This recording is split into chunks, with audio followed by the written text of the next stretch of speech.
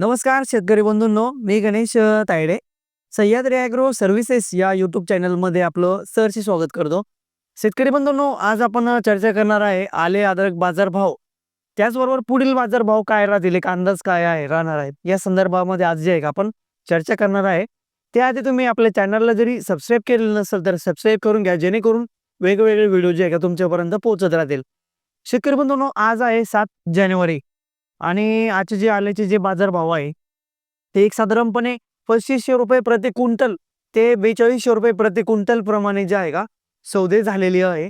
त्याचबरोबर त्यामधील जो डागे माल होता सडण लागल्यामुळे, तर तो माल एक साधारणपणे 1500 रुपये ते 1600 रुपये प्रति क्विंटल प्रमाणे जे आहे का त्या मालाचे जे आहे का सौदे झालेले आहे. हे जागेवरचे रेट आहे शेतामधले.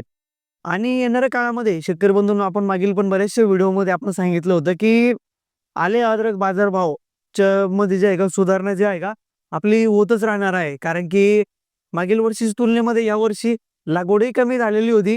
त्याचबरोबर यावर्षी अति पाऊस पडल्यामुळे बरेचसे प्लॉट जे आहे का ते डॅमेज पण झालेले आहे. आणि दुसरं कारण म्हणजे हेच होतं की बरेचसे शेतकऱ्यांनी मागील वर्षी जास्त खर्च केला, त्यामुळे यावर्षी जे आहे का खर्च भरपूर काही केला नव्हता. रासायनिक खत टाकलं नव्हतं किंवा मग शेणखत वगैरे टाकलेलं नव्हतं. त्यानंतर कंटिन्यू सतत पाऊस चालू होता आणि त्या पिरियडमध्ये जे आहे का भरपूर काही खतं असे सोडता आले नाही. त्या अनुषंगाने जे आहे का पाहिजे असे प्लॉटही डेव्हलप झालेले नाही आहे. मार्केटमध्ये आवकही जी यायला पाहिजे होती, समजा जसे मागच्या वर्षीतून बघितलं तर रेशो डाऊन होत गेला होता आणि आवक जी आहे ती वाढत गेली होती. यावर्षी आता इथून पुढे काय होऊ शकतं, जी आवक आहे ती कमी होत जाईल आणि रेट जे आहे का ते थोडेसे वाढत जातील.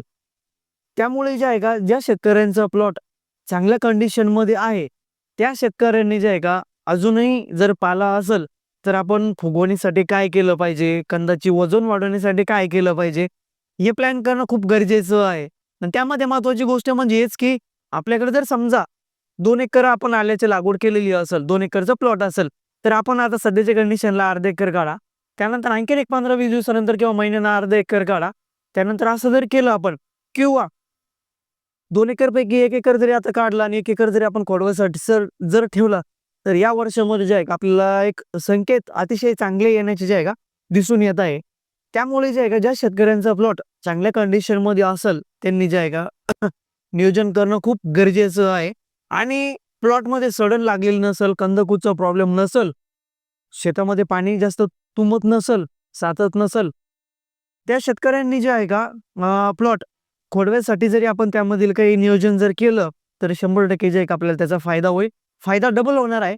रेटमध्ये पण आपल्याला जे आहे का जास्त मिळण्याचे चान्सेस आहे. त्याचबरोबर चालू वर्षाचा माल प्लस नवीन खोडव्याचा जो माल असतो, नवीन माल, तो मालामध्ये म्हणजे आपल्या उत्पन्नामध्ये जे आहे का ते पण वाढ होणार आहे. त्यामुळे ज्या शेतकऱ्यांकडे समजा असेल माल, त्या शेतकऱ्यांनी जे आहे का असं नियोजन जर केलं तरी अतिशय चांगलं फायदा होईल. त्याचबरोबर येणाऱ्या काळामध्ये आणखीन जे आहे का रेटमध्ये जे आहे का सुधारणा होण्याचे जे आहे का चान्सेस आहे. त्याचा एक जनरल आपण एक थिंक करू शकतो, विचार करू शकतो की मार्केटमध्ये आवक किती येते, एरियामध्ये माल किती शिल्लक राहिलेला आहे, शेतकऱ्यांचं नियोजन कसं केलेलं आहे, खोडव्यासाठी ठेवणार आहे का बियाण्यासाठी ठेवणार आहे का पाणी कमी पडणार आहे, या असं जरी पूर्ण जरी विचार केला तरी मार्केटमध्ये येणाऱ्या काळामध्ये जी आवक आहे ती आता इथून पुढे जे आहे का काही प्रमाणामध्ये कमी होत जाणारच आहे. पण ज्या शेतकऱ्यांचं समजा पाणी कमी होणार आहे तोच शेतकरी जे आहे का माल काढणार आहे. पण ज्या शेतकऱ्यांचा प्लॉट चांगला आहे ते 100% जे आहे का रेट कधी वाढतील, समजा आणखीन जास्त समाधानकारक कधी होतील, या गोष्टीकडे जे आहे का लक्ष देऊन जे आहे का प्लॉटला जे आहे का ठेवणार आहे. त्यामुळे ज्या शेतकऱ्यांना समजा नियोजन करायचं असेल, काढायचंय, तर त्यांनी टप्प्याटप्प्यामध्ये काढणं गरजेचं आहे. त्याचबरोबर ज्या शेतकऱ्यांकडे लागवड जास्त केलेली आहे तर त्या शेतकऱ्यांनी जे आहे का काही खोडव्यासाठी नियोजन जर केलं तर आपल्याला चांगल्या प्रकारे जे आहे का त्याचा फायदा होईल. त्याचबरोबर बियाण्यासाठी पण अतिशय चांगल्या प्रकारे ज्या शेतकऱ्यांच्या प्लॉटमध्ये सडनचा, नॅमेटोडचा, सूत्रकृमीचा जरी इफेक्ट झालेला नसेल तर त्या शेतकऱ्यांनी बियाण्यासाठी पण आपण जे आहे का आपला प्लॉट देणं गरजेचं आहे. कारण की रेटही अतिशय चांगल्या प्रकारे जे आहे का आपल्याला ते जे आहे का मिळतील. असेच नवनवीन व्हिडिओ बघण्यासाठी आपल्या पेजला फॉलो करायला विसरू नका, सबस्क्राईब करायला विसरू नका. धन्यवाद.